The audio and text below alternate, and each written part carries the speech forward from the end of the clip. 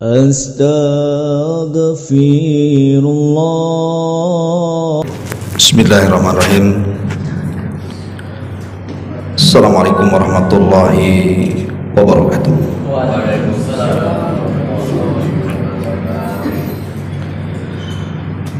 Alhamdulillah wassalatu wassalamu ala rasulillah wa ala alihi wa sahbihi wa mawalah wa la hawla wa la quwwata illa billahi wa ba'du. Alhamdulillah, segala puja dan puji hanya milik Allah subhanahu wa ta'ala. Salawat dan juga salam kita hadiahkan kepada Rasul kita Nabi besar Muhammad sallallahu alaihi wa ala alihi wasallam. Ma'asyiral muslimin wal muslimat rahimani wa rahimakumullah. Alhamdulillah, kita bersyukur kepada Allah subhanahu wa ta'ala. Sekarang kita berada di hari kemerdekaan Republik Indonesia.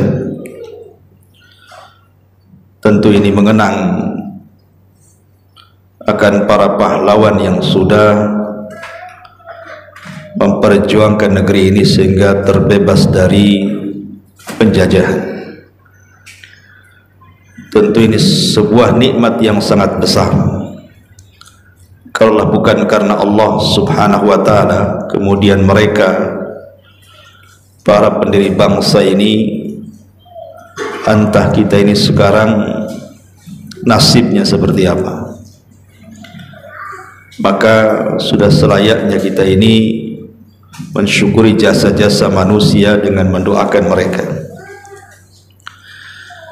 Ma'asyiral muslimin yang dimuliakan Allah azza wa jalla, pembahasan di malam hari ini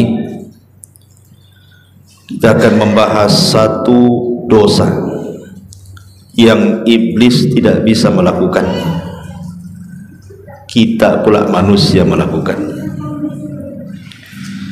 Dosa apa itu?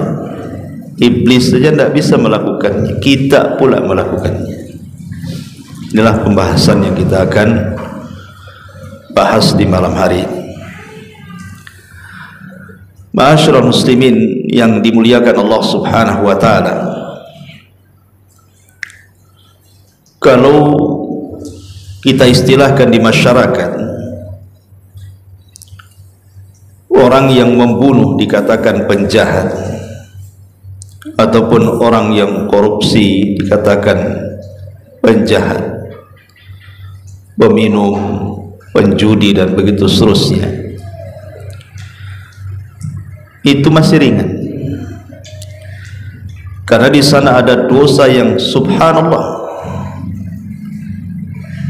yang saya katakan di awal iblis saja tidak bisa melakukannya, kita pula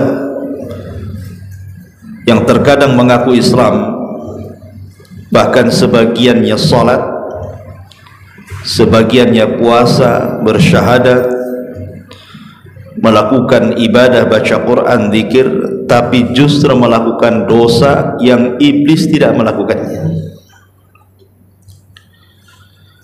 Ma'asyiral muslimin yang dimuliakan Allah azza wa jalla, kalau seandainya saya bertanya kepada anda semuanya, siapa iblis itu? Tentu kita katakan bahwa iblis itu adalah biang keroknya setiap kerusakan. Dialah ra'sus syarr, artinya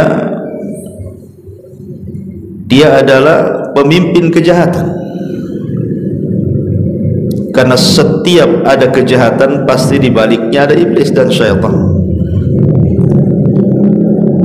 Tetapi walaupun kita katakan iblis itu adalah pusat daripada kejahatan, makhluk yang dilaknat oleh Allah subhanahu wa ta'ala, diusir dari surga dan menjadi musuh terberat manusia, walaupun demikian iblis itu masih beradab dengan Allah.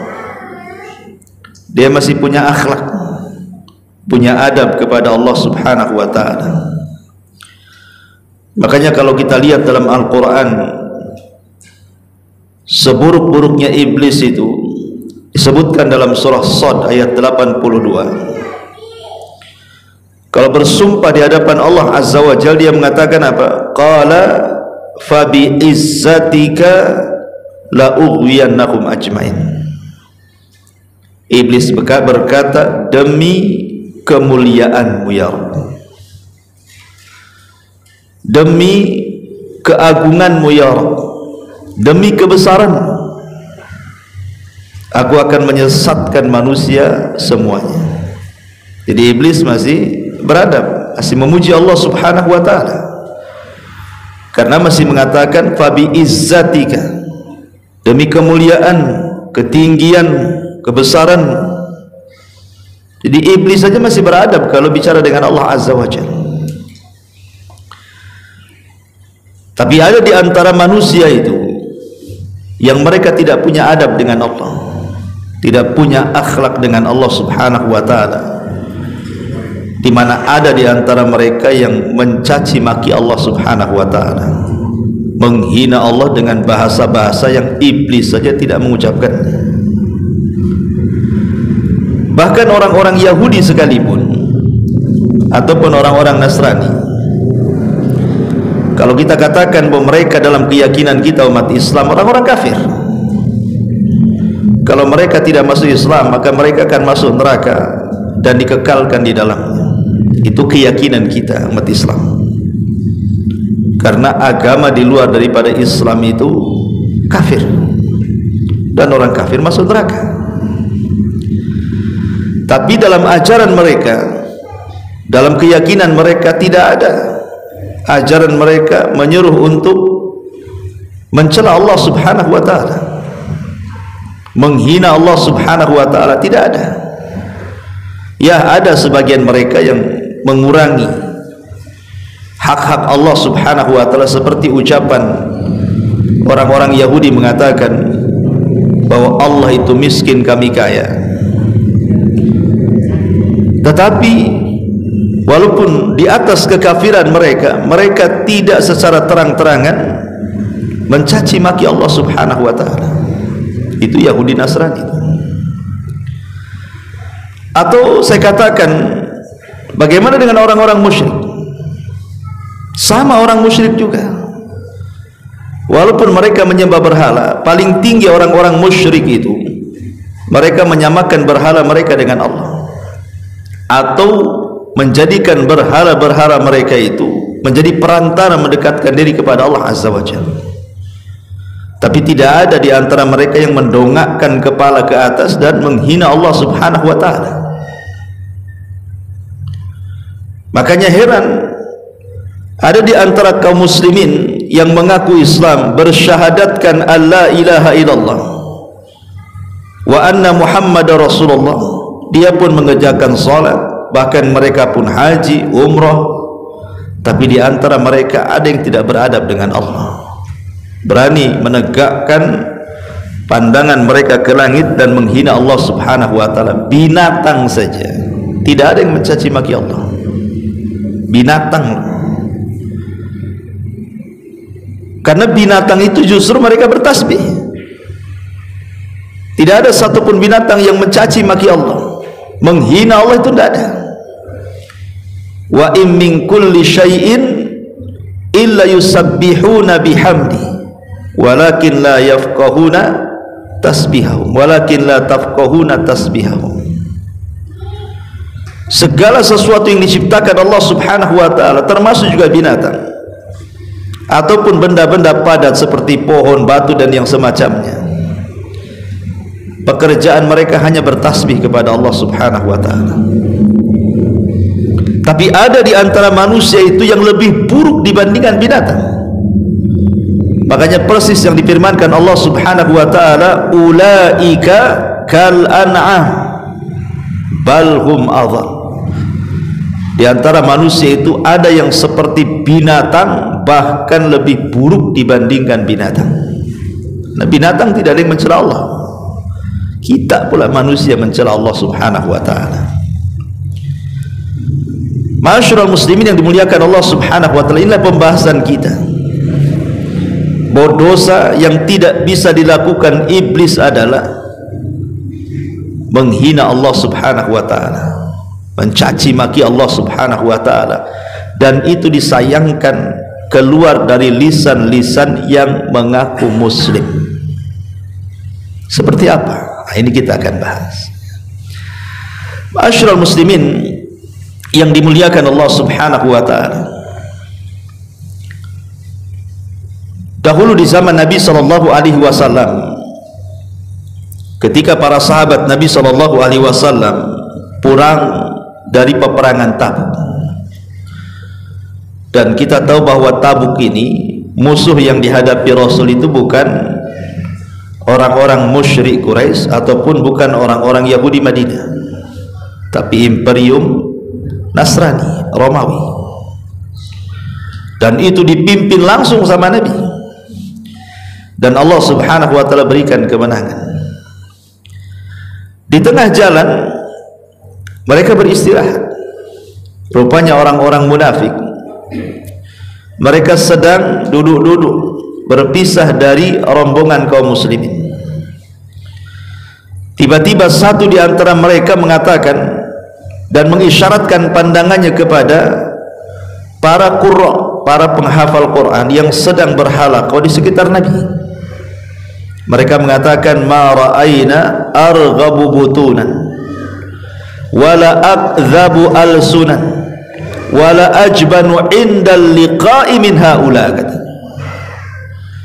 Kami tidak pernah melihat ada satu kaum yang paling rakus, yang paling dusta, yang paling penakut ketika berjumpa dengan musuh kecuali mereka. Maksudnya diisyaratkan kepada para sahabat dan Nabi.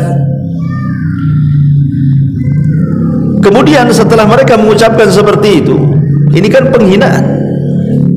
penghinaan kepada sahabat dan penghinaan kepada Nabi. Turun ayat, qul abillahi wa ayatihi wa rasulihi kuntum tastahzi'un la ta'tadhiru qad kafartum ba'da imanikum. Apakah dengan Allah, dengan Rasul, dengan ayat-ayatnya kalian berani mengejek, mengolok-olok? Jangan pernah cari-cari alasan, karena kalian sudah menjadi kafir setelah keimanan kalian. Ketika ayat ini turun, orang-orang munafik pun kemudian mereka lari meminta maaf kepada Nabi sallallahu alaihi wasallam yang ketika itu Rasul berada di atas unta. Mereka mengejar unta Rasul dan mereka mengatakan, ya Rasulullah, innama kunna nakhudu wa nal'ab. Rasul, kami ini hanya main-main saja, tidak serius. Kami ini hanya sendal gurau saja, main-main saja untuk menghilangkan kepenatan. Makanya kami hanya bercanda biar penat kami hilang dengan bercanda itu. Tapi tetap Rasul membacakan ayat ini, qul abillahi wa ayatihi wa rasulihi kuntum tastahzi'un la ta'tadhiru qad kafartum ba'da imanikum. Apakah dengan Allah, dengan Rasul dan ayat-ayatnya kalian berani mengolok-olok? Kata Rasul, jangan cari-cari alasan, kalian sudah kufur setelah keimanan kalian. Lihat, menghina sahabat saja yang mereka merupakan pakar-pakar Quran, dan menghina Nabi SAW saja sudah dikategorikan keluar dari Islam, sudah dikategorikan dia kafir, bukan muslim lagi. Bagaimana dengan orang yang menghina Allah secara langsung? Bagaimana orang-orang yang mengolok-olok Allah Subhanahu wa taala secara langsung? Tentu lebih parah lagi, kan begitu? Ma'asyiral muslimin yang dimuliakan Allah Subhanahu wa taala, seperti apa contohnya? Kita urut dari yang paling kecil. Nabi sallallahu alaihi wasallam bersabda dalam sebuah hadis yang dikeluarkan oleh Al-Imam Ahmad dan yang lainnya, dan juga Imam Muslim dari hadis Abi Hurairah radhiyallahu anhu. Kata Nabi sallallahu alaihi wasallam, yu'dhini ibnu Adam yasubbud dahra wa ana dahru biyadil amru uqallibul laila wan nahar. Anak Adam sudah menyakiti aku, kata Allah. Hadis ini diskusi. Allah Subhanahu wa taala berfirman dalam hadis ini, anak Adam sudah menyakiti aku, katanya. Di mana mereka berani mencela masa, mencela waktu, padahal akulah yang menciptakan waktu dan akulah yang membolak-balikan waktu. Aku yang menciptakan, ada siang, ada malam, ada hari pergi, hari datang, minggu pergi, minggu datang, bulan, bulan berlalu datang tahun, dan begitu seterusnya. Artinya ketika kita mencela waktu, hakikatnya kita mencela zat yang menciptakan waktu itu, Allah Subhanahu wa ta'ala. Betapa banyak di masyarakat itu, ikhwan, yang mereka sadar ataupun tidak sedang mencela Allah dengan cara apa? Mencela waktu. Dikatakan ini hari sial, dikatakan ini bulan sial, dikatakan tahun sial. Ini kan mencela, ikhwan. Sekarang kita masuk di Rabiul Awal. Kemarin kita bulan Muharram. Betapa banyak orang-orang yang mencela bulan Muharram, kan? Dikatakan bulan Muharram itu bulan sial. Gak berani orang nanam modal di bulan Muharram. Gak berani menikahkan anaknya di bulan Muharram, takut besok nikah, besok pula cerai, katanya. Gak berani mereka itu buat pondasi rumah, takutnya habis dibangun roboh gara-gara buat di bulan Muharram, katanya. Bahkan orang dulu sampai ngerendam keris-keris, pusaka-pusaka untuk menghilangkan sial. Ini kan sudah mencela Allah. Bulan Muharram itu syahrullah, bulannya Allah. Tidak ada yang sial dalam waktu itu. Hari tidak ada yang sial. Sampai-sampai orang dulu mau nikah saja tanya hari, tanya bulan, tanya tahun. Alasannya jangan nikah di hari ini, bulan ini, tahun ini, nanti masalah, katanya. Kualat, ya kan? Bahkan sebagian mereka, orang-orang awam itu, sampai datang ke orang pintar, katanya. Nanya sama orang pintar, padahal dia tak pintar itu. Nanya sama paranormal, padahal tidak normal. Lah, ini satu contoh bagaimana mereka itu langsung ataupun tidak sedang mencela Allah Subhanahu wa ta'ala dengan cara apa? Mencela waktu. Atau contoh yang kedua, ragu dengan keadilan Allah Subhanahu wa ta'ala. Ada orang-orang yang menuduh Allah itu tidak adil. Kenapa si anu diberikan ini kok saya tidak? Kenapa si anak saya yang sakit kok anak orang sehat? Kenapa usaha orang itu bentang-bentang tikar, saya pula gulung-gulung tikar, katanya. Kan ada orang kayak gitu tuh. Ya. Baru dikasih musibah sedikit saja langsung Allah disalahkan. Seolah-olah tidak ada keadilan di dunia ini. Menuduh bahwa Allah Subhanahu wa ta'ala tidak adil dalam pemberian ini, hakikatnya sedang menghina Allah. Allah itulah yang menciptakan kita, yang memberikan rizki kepada kita, yang mengatur kita. Allah tahu maslahat kita. Makanya ada hadis yang mengatakan, ada orang yang sengaja tidak Allah Subhanahu wa ta'ala kayakan, sengaja dimiskinkan, sebab kalau dia kaya melampaui batas. Ada orang-orang yang tidak pernah dimiskinkan, dia kaya terus, sebab kalau miskin dia bisa kufur. Ada orang dibuat sakit saja tidak sehat-sehat, sebab kalau sehat kurang ajar. Ada orang dibuat sehat dan tidak dibuat sakit, sebab kalau sakit dia bisa jahat, ya. Itu semua kembali kepada hikmah dan maslahat. Karena Allah Subhanahu wa ta'ala itu zat yang maha adil, dan Allah Subhanahu wa ta'ala sudah membagi keadilannya seadil mungkin kepada makhluknya. Tetapi kadang-kadang manusia tidak bisa memandang keadilan Allah itu dengan berpikir secara sehat dan jernih. Saya contohkan, sering saya contohkan berulang-ulang di sini. Ada orang kaya, dengan uangnya dia sanggup membeli lauk pauk untuk makan, itu boleh jadi mungkin 10 warung Padang bisa diborong dia. Warung-warungnya dia beli, saking kayanya. Sanggup dia mau 200-300 macam lauk pauk dia bisa beli itu dengan kekayaan dia. Kemudian diderak di meja, tapi ketika suruh makan tak ada yang dimakan dia. Makan ini kolesterol, makan ini darah tinggi, makan ini naik gula. Nggak ada ujung-ujungnya kentang rebus. Tak ada yang disentuh tuh lauk-lauk tuh. Tapi ada orang-orang miskin itu nggak pantang dia dengan makanan. Lauk apa saja masuk ke mulut dia. Ada orang miskin tuh kalau makan dia pakai mulut. Kalau orang kaya makan pakai akal, mikir dulu bisa dimakan gak nih? Ini bisa mah. Orang miskin pakai mulut semua masuk. Ya. Ini kan keadilan namanya. Ya. Percuma saja orang kaya punya uang nggak bisa makan, orang miskin tak punya uang tapi bisa makan dia.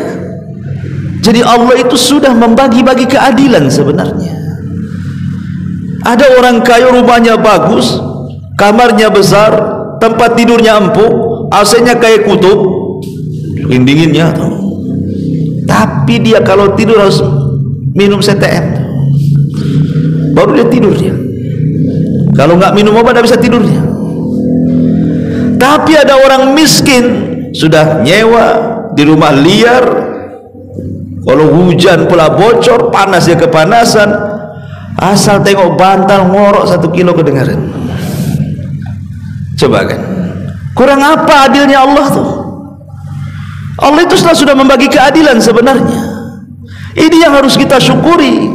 Makanya ketika ada orang yang ragu-ragu dengan keadilan Allah Azza wa Jalla, hakikatnya dia sedang mencela Allah.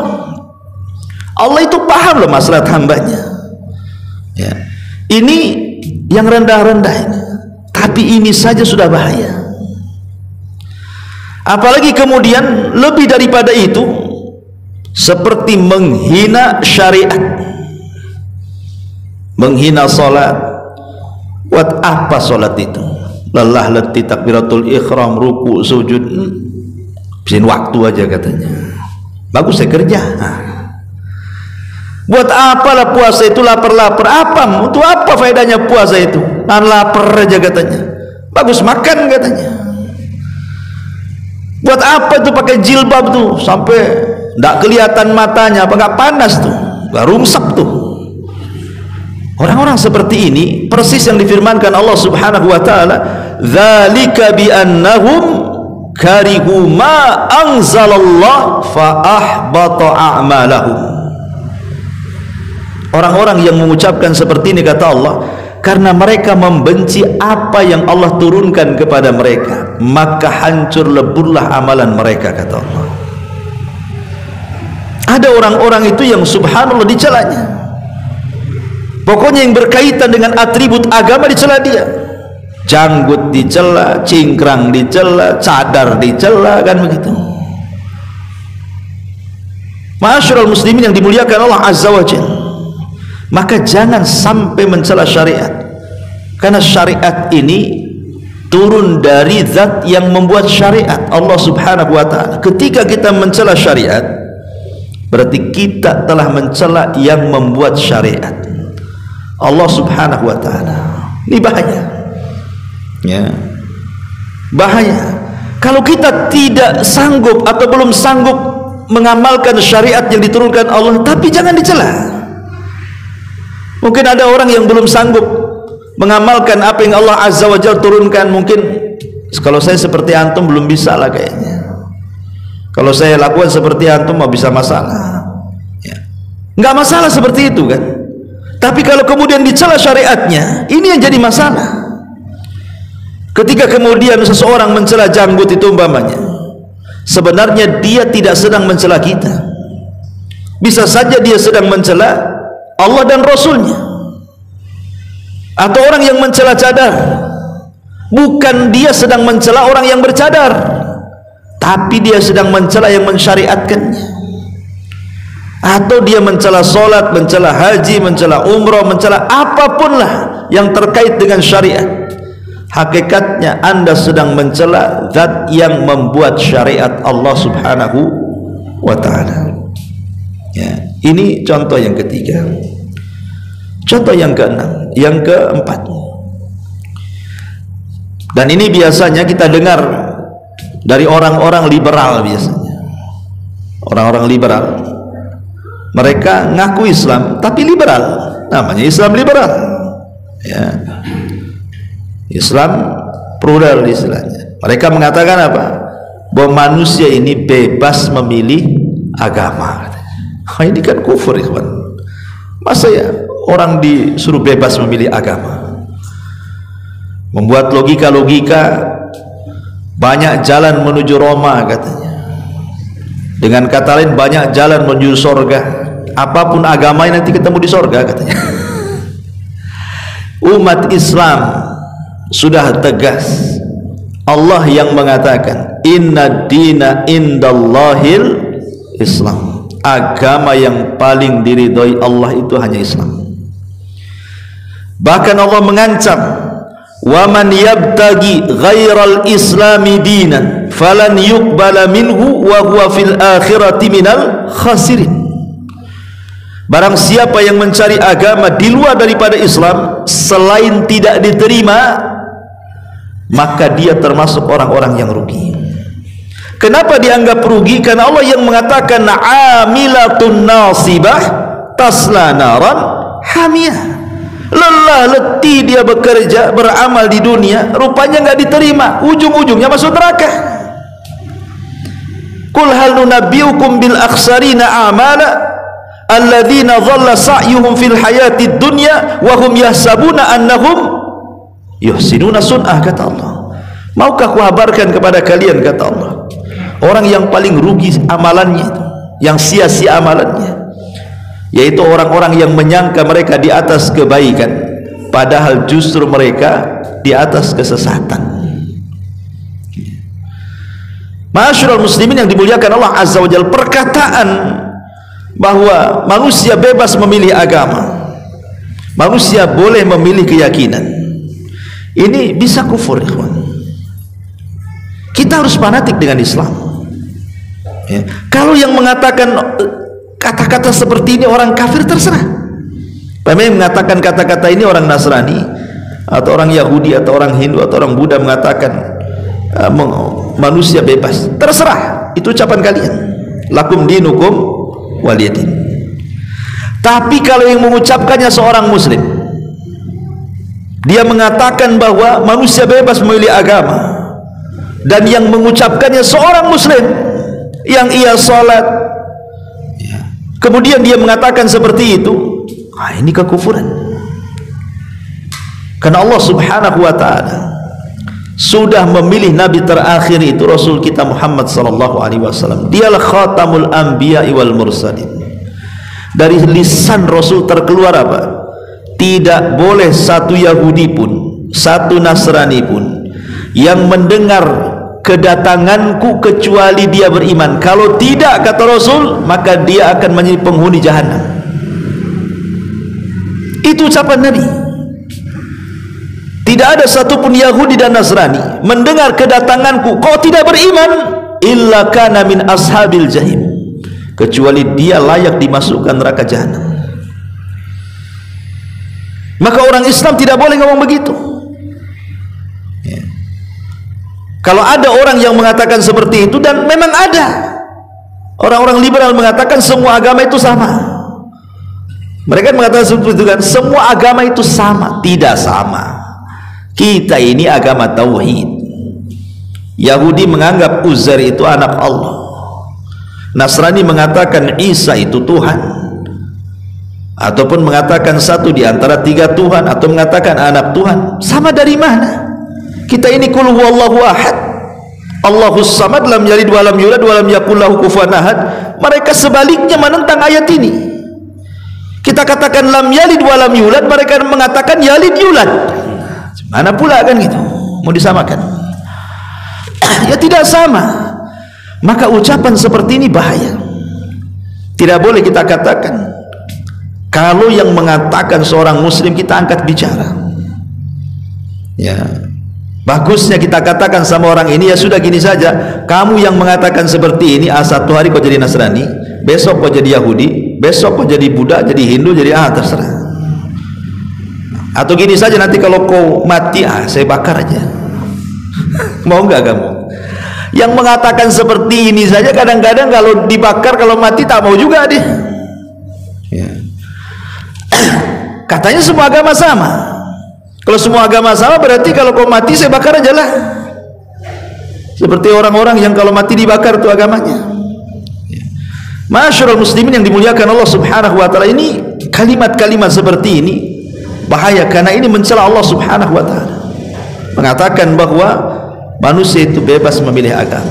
Atau yang kelima contohnya, mengatakan bahwa undang-undang manusia itu lebih baik dibandingkan undang-undang Allah. Ada sebagian orang mengatakan seperti itu. Kayaknya kalau negeri kita ini berlandaskan Al-Quran dan Sunnah, tidak cocok. Ya, cocoknya pakai undang-undang kita. Kalau dia mengatakan kalimat ini, masih meyakini bahwa Quran Sunnah itu di atas undang-undang manusia, bahasanya bahwa Al-Quran itu masih di atas konstitusi, ya, tidak ada masalah, cuman belum bisa diterapkan karena mungkin masyarakat negeri kita ini belum sanggup lah kalau harus yang curi potong tangan, yang zina dirajam, yang mabuk dicambuk dan begitu seterusnya. Mungkin terlalu berat karena belum siap. Ya, kalau kalimat seperti ini tidak ada masalah, masih mengakui bahwa Quran Sunnah itu jauh lebih baik. Tapi kalau seandainya dia katakan bahwa undang-undang manusia itu lebih unggul dibandingkan Al-Quran dan Sunnah, ini parah nih. Bahkan yang lebih parah pula mengatakan apa? Bahwa Quran dan Sunnah itu hanya cocok dipraktekan di zaman Nabi. Zaman sekarang ini nggak cocok. Ini kan melampau kata-kata seperti ini. Allah subhanahu wa ta'ala mengutus Nabi itu bukan untuk orang Arab saja. Kalau memang Nabi itu diutus untuk orang Arab saja, wajarlah keluar kalimat itu. Berarti cocok untuk orang Arab, tak cocok untuk orang Indonesia, kan begitu. Tetapi Allah subhanahu wa ta'ala ketika mengutus Nabi SAW itu, wa ma arsalnaka illa rahmatan lil alamin, tidaklah kami utus engkau Muhammad kecuali menjadi rahmat bagi seluruh manusia. Dan kekhususan Nabi SAW dari 5 kekhususan yang tidak diberikan kepada para Nabi dan Rasul, kata Rasulullah, aku diutus kepada seluruh manusia, bahkan bukan manusia, jinnya pun diutus Rasul ke situ. Wa ma khalaqtul jinna wal insa illa liya'budun. Kalau kita sudah paham bahwa Nabi itu bukan diutus untuk orang Arab saja, tetapi untuk semua manusia, maknanya Quran Sunnah ini berlaku untuk kemaslahatan manusia, dan relevansi Al-Quran itu akan berlangsung sampai hari kiamat, karena zaman ini akan terus mengikuti Quran dan Sunnah, bukan Quran Sunnah ikut zaman.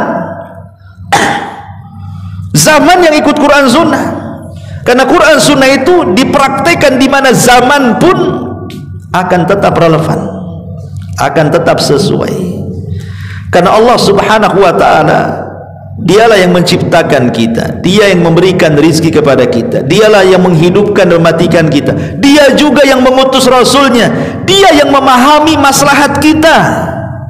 Allah yang tahu maslahat kita, bukan kita yang tahu maslahat kita sendiri. Allah lebih tahu maslahat makhluknya, makanya diutus Rasul, diturunkan Quran untuk maslahat kita.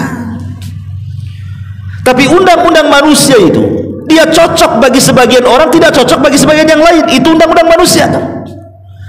Boleh jadi undang-undang di negeri kita ini cocok untuk negeri kita saja, tapi kalau dipraktekkan di negeri lain belum tentu cocok. Betapa banyak undang-undang yang diadopsi dari barat, ketika dipraktekkan di negeri kita tak cocok, kan begitu.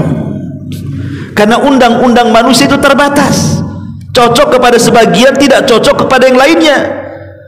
Karena manusia itu tidak memahami maslahat seluruh manusia satu dunia, tapi Allah itu tahu maslahat makhluk yang diciptakannya. Bagaimana kok orang itu bisa mengatakan seperti itu? Quran itu kalamullah, itu ucapan Allah, bukan ucapan Muhammad sallallahu alaihi wasallam. Sebagaimana dulu kan pernah viral juga itu di negeri kita ini, yang menghina Al-Quran dan dikatakan Quran itu asatirul awalin. Rupanya bukan orang-orang jahiliyah saja yang mengatakan seperti itu, yang mengatakan bahwa Quran itu dongengan orang-orang dulu yang diceritakan oleh Muhammad, kata orang-orang jahiliyah. Ada pula di zaman sekarang yang sudah modern ngomong gitu juga tuh, persis seperti Abu Lahab, Abu Jahal, mengatakan bahwa Quran ini dongengan Muhammad saja katanya. Na'udzubillah. Quran itu kalam Allah, dia firman Allah Azza wa Jalla untuk kemaslahatan kita semuanya. Lah ucapan mengatakan bahwa undang-undang Allah itu tidak lebih baik dibandingkan undang-undang manusia, atau mengatakan bahwa undang-undang Al-Quran dan Sunnah itu cocok di zamannya, di zaman turunnya saja, tapi tidak dicocok di zaman sekarang, ini kalimat kufur. Ini bahaya. Iblis saja nggak mengatakan seperti itu, Anda pula mengatakan seperti itu, ya. Atau contoh yang lainnya, ini keberapa ini? Keenam, ya. Yang keenam, kelima keenam, nggak ngitung antum, ketujuh lah. Atau umpamanya orang yang menghalalkan yang diharamkan atau mengharamkan yang dihalalkan. Seperti umpamanya ada orang mengatakan, ya, silakan minum khamar. Oh, kalau saya tak minum khamar, ya. Kenapa saya tak minum khamar? Karena khamar ini tak sehat. Tapi kalau engkau ingin minum khamar, minum aja lah katanya. Ini hati-hati ngomong begini, ya. Kalimat kalau engkau mau minum khamar, minumlah. Kan ada kayak gitu tuh. Kalau saya tak minum, kalau kau mau minum, minum aja. Bahaya omongan kayak gini nih.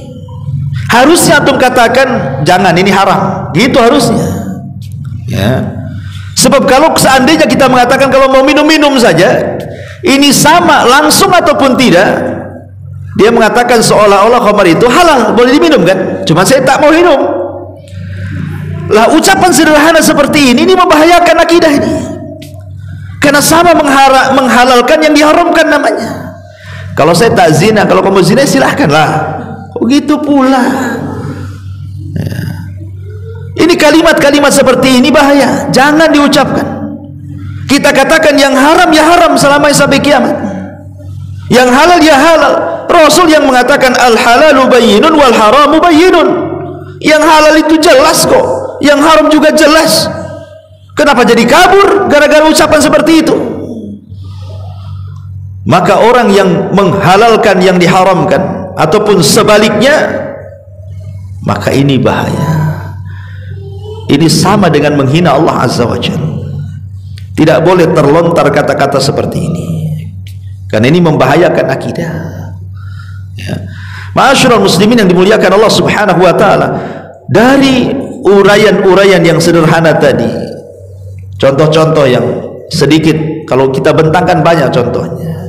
Allah Subhanahu wa taala mengatakan dalam Al-Qur'an, innalladzina yu'dzunallaha wa rasulahu la'anahumullahu fid dunya wal akhirah wa a'adda lahum adzaban muhina. Apa kata Allah? Orang-orang yang menyakiti Allah dan Rasulnya, orang-orang yang menyakiti Allah dan Rasulnya, Allah laknat mereka di dunia dan di akhirat, dan Allah sudah siapkan bagi mereka azab yang akan menghinakan mereka.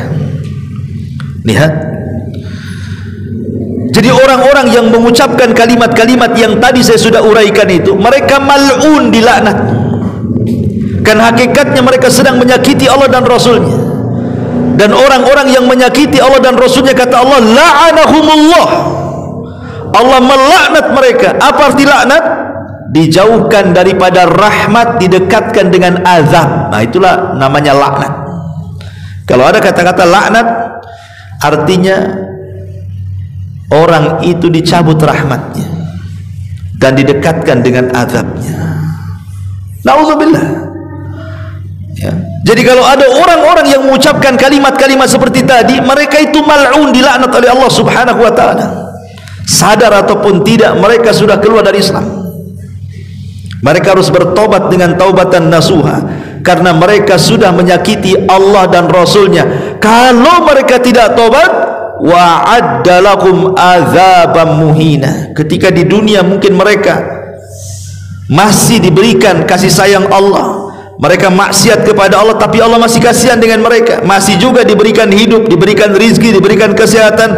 Bukan berarti tanda Allah sayang dan membiarkan kezaliman mereka, tetapi Allah masih memberikan kesempatan kepada mereka untuk bertobat.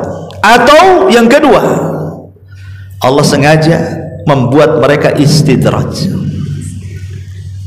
Istidraj itu dibiarkan sampai pada waktunya mereka akan diazab. Ya.